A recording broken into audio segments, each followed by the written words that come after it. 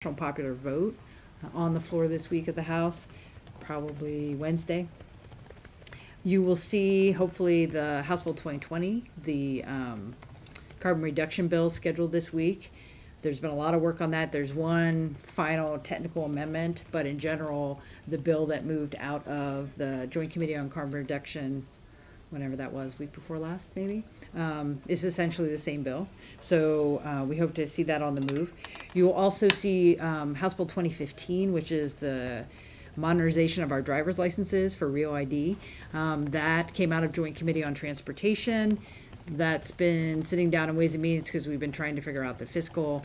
That will also be moving, so that's an important bill for the session. We are waiting for another round of amendments to House Bill 2005, which is the paid family medical leave bill. Honestly, Legislative Council has had to do a lot of work. It's a pretty substantial bill. We hope to have that up. We won't see a draft of a bill probably until Friday of this week, so you can get a sense of how complicated the drafting is going.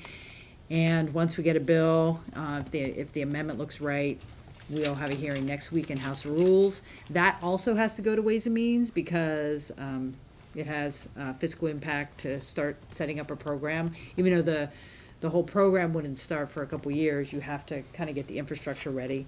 So that will also go to Ways and Means, but we're hoping to get that done. And then I think some of you have asked me about Senate Bill 1013, which is what I would also call an upgrade of our aggravated murder statutes, also known as, how does the death penalty get applied? That bill is now here. It is in House Rules, and I believe we'll be moving that bill to the floor after a hearing. So that one is important as well.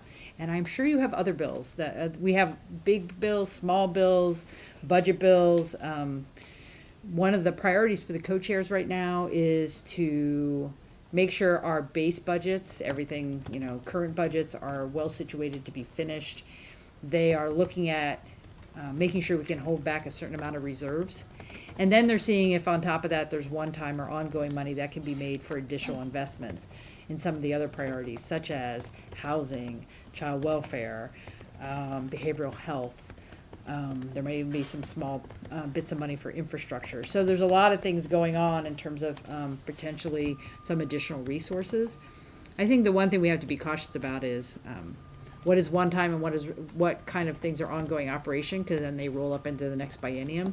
So I think they're trying to be very clear about not putting too much on the roll-up cost for the out biennia, because it does get expensive, and we have struggled here with sustainability, so we want to make sure we do the right things. So there's a lot left to do, but I think we're on track to do it. It's just a matter of keep going. So I'll stop there.